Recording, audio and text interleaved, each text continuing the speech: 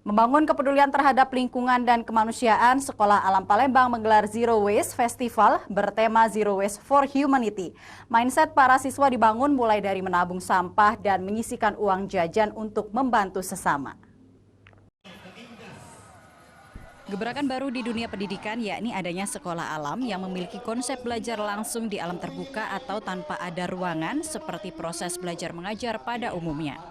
Selain konsep belajar yang berbeda, sekolah alam ini pun berdiri dengan membangun karakter dari para siswa untuk lebih mencintai lingkungan dan karakter untuk saling membantu antar sesama.